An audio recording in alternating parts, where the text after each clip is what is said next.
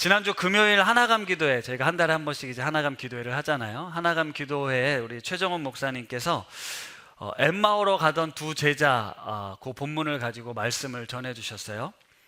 여러분, 엠마오로 가던 두 제자가 예수님이 이제 같이 동행을 하시는데 예수님을 못 알아보잖아요. 그렇죠? 못 알아보고 한참을 걸어가고 얘기하다가 이제 그날 저녁에 떡을 떼시고 식사하시는 중에 그들의 눈이 이제 밝아졌다, 이런 표현이 나옵니다. 왜 예수님을 알아보지 못했을까? 분명 며칠 전까지만 해도 계셨던 분이 예수님 같이 동행했던 분인데 왜 예수님을 못 알아봤을까? 목사님께서, 그러니까 부활이라는 건 사실은 당시 이성으로는 이해할 수 없는, 받아들일 수 없는 사건이었고, 또 부활이라는 건 마지막 종말의 때 일어나는 것이라고 생각했기 때문이었습니다. 다시 말하면, 그러니까 내가 가지고 있는 편견과 이제 고정관념 같은 게 그 주님을 못 알아보게 만든다는 거예요. 네. 우리 안에 어떤 내가 가지고 있는 경험, 아니면 내가 가지고 있는 신학적 지식, 어떤 그런 내 시선 안에만 갇혀 있으면 부활의 주님이 지금 내 곁에 오셔도 알아보지 못하고, 또 부활의 주님이 나와 함께하고 있다라는 그 기쁨을 누리지 못할 수 있다. 네, 그런 말씀이었거든요. 매일매일 우리가 똑같은 일상을 이제 살아냅니다. 그러면 내가 기대했던 대로, 내가 원했던 대로 모든 일들이 이루어지는 게 아니잖아요. 그렇죠?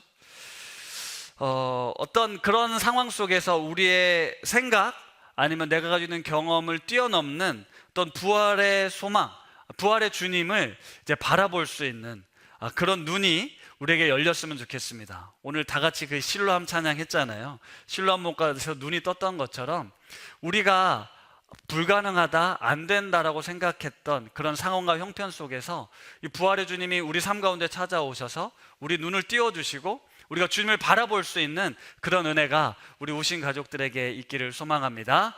우리 옆에 분들과 인사하겠습니다. 주님을 바라보십시오. 이렇게 한번. 네. 그날 하나감 기도의 말씀을 이제 듣는데 제 안에 이런 마음이 들었어요. 엠마오로 가던 두 제자는 사실 모든 것이 다 끝났다라고 생각했던, 어떻게 보면 이제 절망의 자리, 이제 실패, 그래 다시 옛 고향으로 돌아가는 중이었잖아요. 우리 주님은 이렇게 실패하고 절망하고 소망이 없는 그 자리에 오시는구나. 보통 우리가 생각할 때는 내가 좀 뭔가 잘날 때, 뭔가 좀 보여주고 싶은 게 있을 때, 성공했을 때, 그때 주님이 오셔서 좀 잘했다, 칭찬도 해주시고 함께 기뻐하고 즐거워하면 좋겠는데, 사실 이런 실패의 자리는요, 좀 숨고 싶은 거잖아요. 피하고 싶은 그런 자리에 우리 주님이 찾아오신다. 우리 주님은 그런 내가 아파하고 있을 때, 힘들어하고 있는 그 자리를 찾아오시는 분이시구나, 이런 생각을 했는데요. 제가 이제 고난주간 저녁 기도회를 했잖아요. 고난주간 저녁 기도회 때 그리스도와 함께 죽고 함께 살겠다, 함께 살자, 이런 제목으로 제가 5번 설교를 했습니다. 이 금요일 저녁에는 가장 업그레이드 된 설교를 우리 이제 오신 성도들에게 들려주면서, 실제로 그 주간에 제가 이 쿠션, 십자가라는 쿠션을 통해서 우리가 관계를 맺으면 자유할 수 있다, 그래서 또 제 어떤 성공 사례도 들려드렸어요. 내가 참고 견디고 사랑으로 품고 이제 반응했더니 너무너무 좋더라, 이런 얘기를 이제 전했습니다. 그러면서 앞으로 정말 날마다 주님과 함께 죽고 주님과 함께 다시 사는 삶, 그런 삶을 살기로 결단을 했어요. 그리고 이제 부활주일을 맞았습니다. 여러분, 지난주 예배 드리신 분들 어떠셨어요?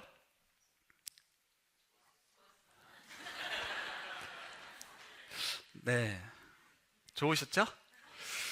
높은 광성교회와 우신교회가 연합해서 함께 예배를 드렸습니다. 준비하는 과정에 걱정도 많았고요, 또 분명히 어렵고 힘든 일도 있었어요. 그런데 그 부활절 함께 예배드리는 그 시간이 너무너무 행복했고 너무너무 감격스러웠습니다. 우신교회 목회자라는 것도 자랑스러웠고 우신교회 성도님들도 자랑스러우셨을 거예요. 우리 이렇게 좋은 교회, 우리 광성교회 자랑할 수 있어가지고요. 마치 천국과 같은 그런 예배, 그런 감격이 부활주일날 있었습니다. 너무너무 행복했고, 사실 안 먹어도 배부르다 그런 말이 실감날 정도로 너무너무 그냥 이제 좋았어요.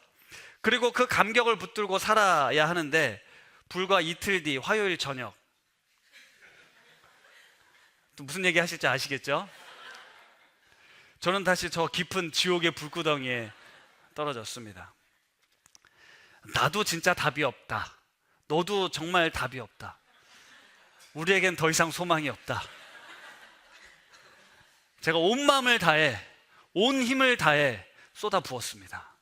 더 이상 같이 살지 않을 것처럼. 네, 웃지 마세요.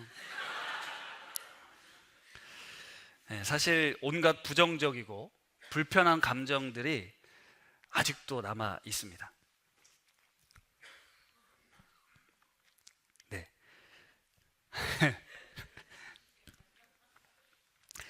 꾹 참고 있고요. 네, 겉으로는 아무 일 없는 것처럼 오늘까지 지내고 있지만 제 안에 죄책감 같은 게, 그리고 부끄러운데 이렇게 말하는 건 사실 좀 아이러니하긴 하지만요, 부끄럽고 또 여전히 원망스러운 감정이 남아있어요. 나는 죽고 예수로 살 수 있다, 그렇게 살아야지, 그런 마음이 너무너무 간절했고 그렇게 할 수 있겠다 싶었는데 또다시 더 깊은 구덩이에 빠진 거죠. 그런데 하나감 기도의 말씀을 들으면서요, 좀 전에 말씀드린 것처럼 그런 실패의 자리에, 그 절망의 자리에 우리 주님이 계시더라고요. 계신다는 거예요. 생각이 들었습니다. 아, 내가 그렇게 분노했을 때, 내가 그렇게 속상했을 때, 내가 그렇게 절망적이었을 때, 나도 내가 싫고 참 싫었을 때 우리 주님이 거기 계셨구나. 너무너무 뭐라 그럴까, 부끄럽고 창피하지만 하나님께서 얼마나 속상하셨을까? 그리고 그렇게 안타까운, 그러니까 그렇게 깨지고 부서지는 모습을 보면서 얼마나 마음이 아프셨을까? 그런데 제 감정과 제 상황과 내 현실이 너무 크니까요, 사실 주님이고 뭐고 아무것도 보이지도 않고 들리지도 않고 마음이 다쳐가지고 이 주님이 옆에 계시는데도 깨닫지 못하고 그분이 안타까운 마음으로 말씀하고 계시는데 듣지 못하고요. 그렇게 부활의 능력으로 함께 하신 주님을 저는 몰랐습니다. 그러면서 주님께서 그 말씀을 듣는데, 너 자신을 너무 학대하지 마라. 네 스스로 그렇게 절망스러워하지 마라. 내 마음도 너무 힘들고 그렇게까지 하지 않아도 된다라고 말씀하신다는 거를, 그런데 이게 우리의 존재구나, 이게 존재론적 현실이구나라는 걸 깨달았어요. 그런데 여러분, 더 기가 막힌 게 뭔지 아세요? 제가 이 설교를 준비하는데 부활주일, 그 감격스러운 주일 다음 날 제가 하나시를 하잖아요. 월요일날 담당이니까. 하나시 본문이 뭔지 아세요? 엠마오로 가는 두 제자 본문이었어요. 그리고 제 입으로요, 하나시에서 이렇게 말씀을 전했습니다. 똑같이 읽어드려 볼게요. 사랑하는 성도 여러분, 우리에게도 주님은 찾아오십니다. 내가 좀 모자라고 못나고 부족하다고 느끼지만 주님은 결코 그런 우리를 포기하지 않으십니다. 친히 찾아오셔서 깨닫게 하시고 눈을 뜨게 하시고 회복시키시는 분이십니다. 부활주일이 지나고 이제 여전히 일상의 삶을 살아가는 우리 성도님들, 또 주님의 존재를 잊어버리고 믿지 못하고 불안해하고 다시 옛사람으로, 옛습관으로 돌아가고 있을지 모릅니다. 그렇지만 주님은 다시 찾아오십니다. 부활 이후의 삶을 살아가는 우리 성도님들에게 주님의 은혜가 부어지기를, 그리고 세상 속의 삶을 통해서 우리의 눈이 가리워지지 않기를, 늘 깨어 주님을 바라볼 수 있기를, 그런 믿음의 삶을 사시기를 기도합니다 라고 말씀을 전하고, 다음날 저녁에 내가 전했던 말씀은 온간데 없이 사라지고 절망적인 사건이 벌어지면서 너무너무 힘들었죠. 그런데 금요일 저녁에 다시 그 말씀으로 우리 주님이 찾아오셔서 저를 만지시고 위로해 주셨습니다. 우리 모두가 각자 나름의 우여곡절을 안고 살아가죠. 매일 똑같은 일상의 반복, 이거 너무 지겹기도 하고요. 그런데 그 매일같이 반복되는 삶, 아니면 수없이 많은 우여곡절들이 일어나는 삶에 그 모든 순간에 우리 하나님이 계신다는 거예요. 함께하고 계신다는 거예요. 보여주고 싶지 않고 감추고 싶고 도망치고 싶은 그 순간에도 하나님은 계셔서 그런 우리를 끌어안으십니다. 말씀하세요. 보이지 않는 하나님의 손길이 우리 삶 가운데 역사하고 있다는 사실을 우리는 믿어야 합니다. 부활의 주님을 날마다 바라보고 다시 일어서실 수 있기를 바랍니다. 이 믿음이요, 내가 날마다 예수와 함께 죽어도 다시 살 수 있다는 소망이 되고요, 이 믿음이 다시 살아갈 수 있는 힘을 주시고, 이 믿음이 다시 사랑할 수 있는 마음을 주시고요, 이 믿음이 다시 용서할 수 있는 용기를 우리에게 줍니다. 다시 회복해 하시는 그 능력은 나에게선 절대 일어나지 않습니다. 우리 부활의 주님이 지금 우리와 함께하고 있다는 사실을 믿을 때, 그걸 보게 될 때, 그걸 깨달을 때, 우리는 세상의 소리와 내 내면에서 일어나고 있는 이 분노와 원망의 소리가 아니라 하나님의 시선과 하나님의 마음, 하나님의 그 음성을 듣게 될 겁니다. 그렇게 주님을 바라보고 주님의 말씀을 기억하고 살아내시는 우리 성도님들 되실 수 있기를 바랍니다. 오늘 본문에는 옷단 귀에 다는 술이라는 게 등장을 해요. 민수기 15장에 나오는 건데, 그림 한번 띄워주시면 이렇게 생긴 이미지가 있습니다. 옷이 나오고 옷 그 밑으로 뭔가 실 같은 게 보이잖아요. 옷 네 귀퉁이에 저렇게 실을 매달았대요. 이렇게 구체적으로 나오는데, 이것을 히브리어로 치치트라고 부릅니다. 하나님께서 특별히 이스라엘 백성들에게 이 민수기 15장, 그러니까 14장의 가나안 정탐에 실패하고 절망 가운데 빠졌던 이들에게 15장 예배를 회복하라, 하나님의 말씀을 기억해라, 이런 얘기하시면서 마지막으로 옷단 귀에 술을 달아 매달라고 말씀하세요. 왜 매달라고 하셨을까? 그 이유가 39절과 40절에 나오는데요, 같이 한번 읽어보도록 하겠습니다. 시작.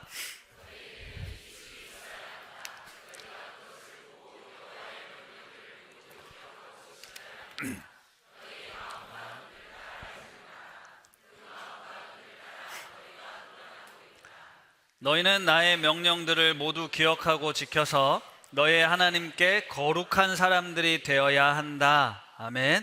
이 옷단술을 보면서 너의 하나님을 기억하고 하나님의 명령을 기억하고 그 말씀을 지키도록, 그래서 너희가 거룩한 백성으로 다시 살아가도록 하기 위함이었다라는 거예요. 하나님께서 옷단교의 술을 통해서 매일같이 그걸 봄으로써 너의 하나님, 그리고 하나님이 너와 함께하고 있고 너의 삶을 인도하고 있으니 그 말씀에 순종하며 살아야 된다를 기억하고 행하라고 말씀하셨다는 거예요. 그 이스라엘에 가면요, 그 메주자라는 게 있습니다. 모든 집집마다 방문 옆에 이렇게 메주자라고 생긴 이런 이미지 한번 띄워주시겠습니까?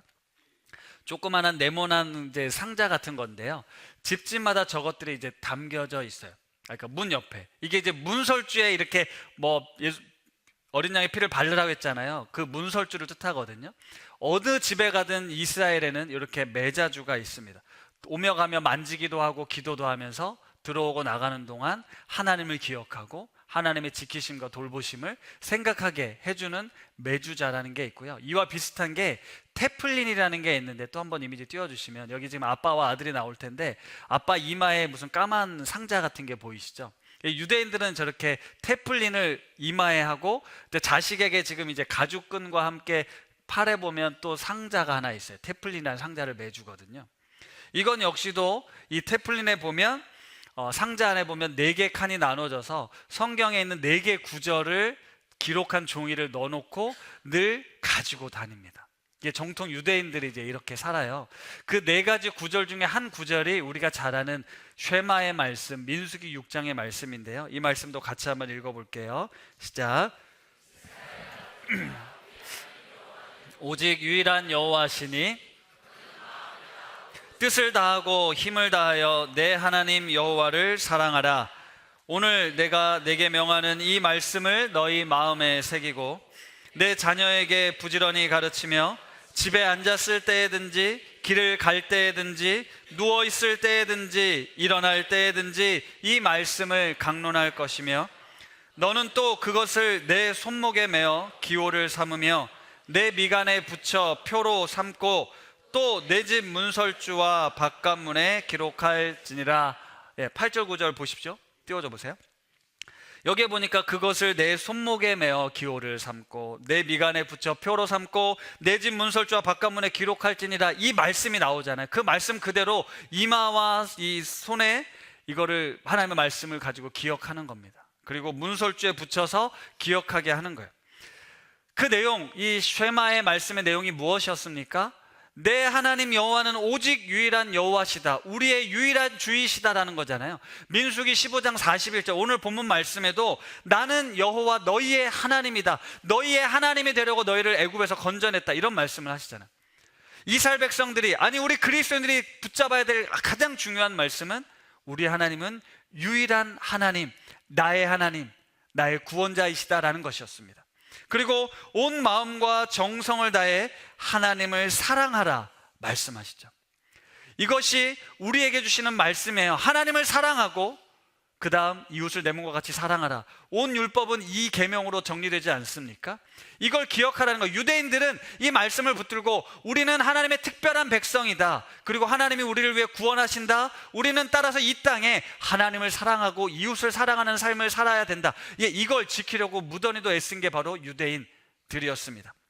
그리고 그 말씀을 마음에 새기고 자녀들에게 부지런히 가르치라라고 말씀하셨어요. 이거 하나 가르치라고 말씀한 거예요. 하나님은 너의 하나님이다, 우리의 하나님이시다, 우리는 그 말씀을 듣고 준행하여 살아야 된다.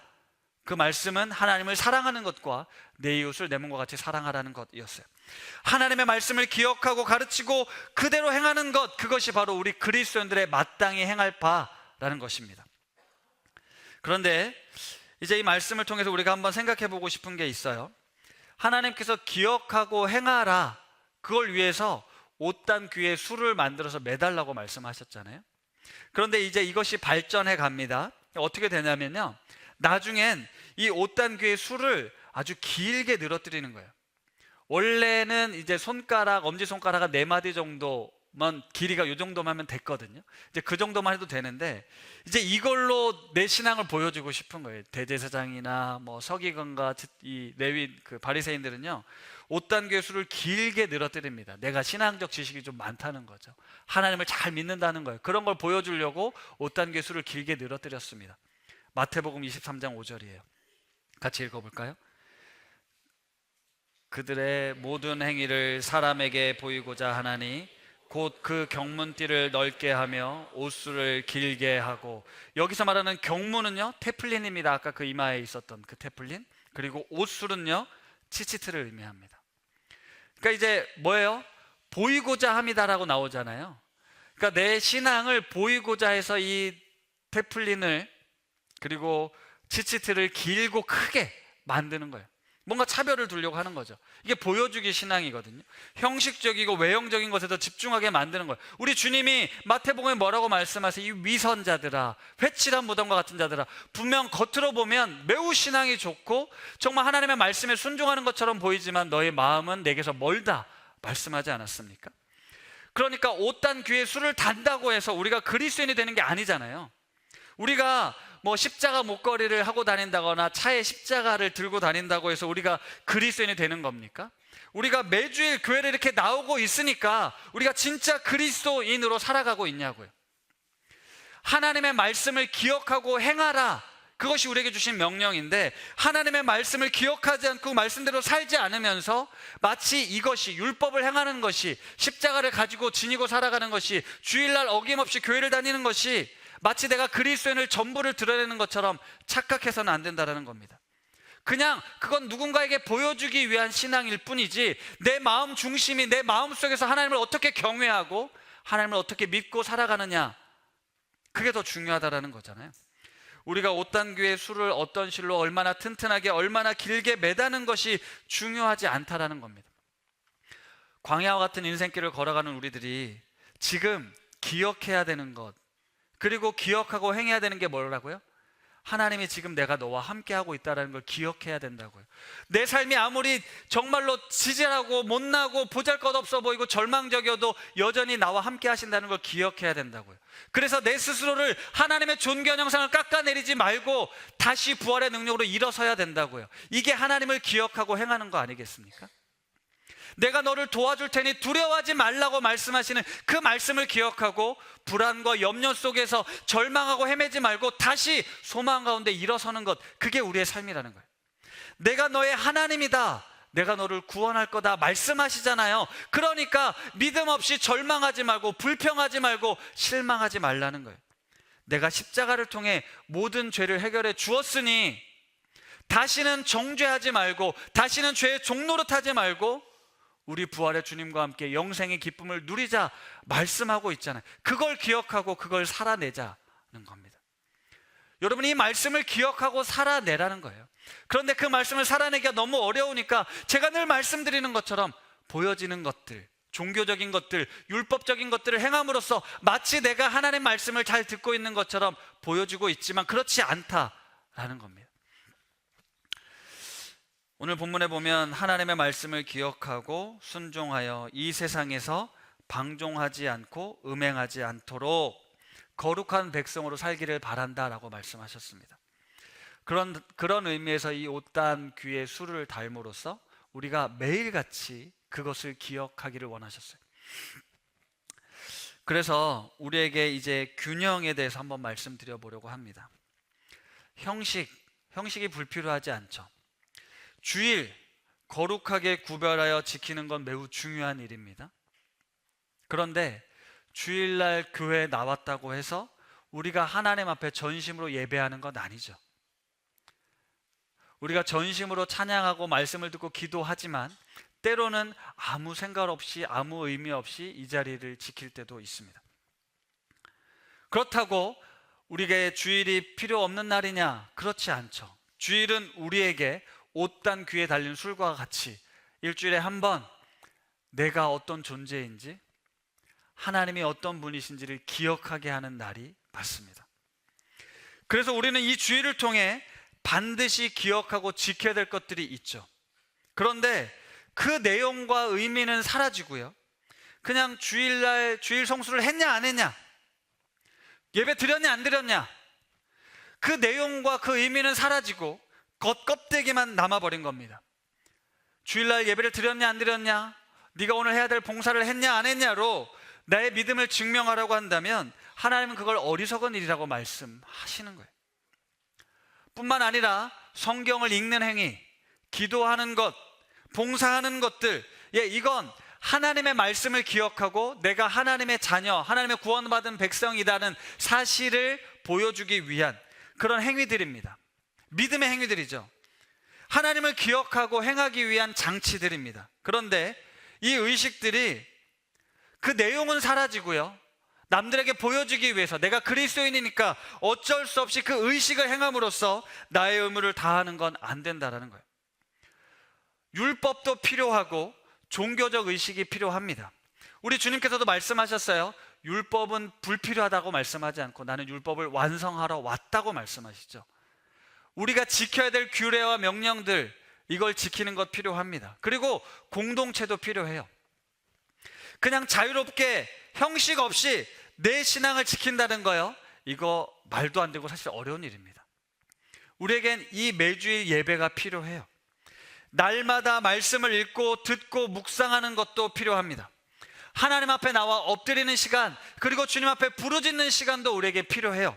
그런데 그 내용과 본질은, 알맹이는 사라지고 껍데기만 남아서 반복적으로 습관적으로 늘 의식적으로 그 의식을 행하고 있다, 나도 모르게 종교적 의식에 젖어 있다면 우리 다시 정신을 차려야 됩니다. 내가 왜 예배하고 있는지, 내가 왜 주님의 말씀을 읽고 있는지, 내가 그 말씀을 왜 들어야 하고 기도해야 하는지, 우리는 그걸 찾아가야 돼요. 중요한 사실은 뭐냐면요, 하나님께서 이 옷단 귀의 술을 만들라고 하신 그 이유예요. 하나님이 보이지 않는 세상 속에서, 하나님의 말씀이 들리지 않는 세상 속에서 그 옷단 귀의 술을 통해서 기억하게 하신 거예요. 그리고 그 말씀을 떠오르게 하신 거죠. 하나님의 말씀을 기억하게 하고 그 말씀을 지키도록 우리에게 주셨다라는 겁니다.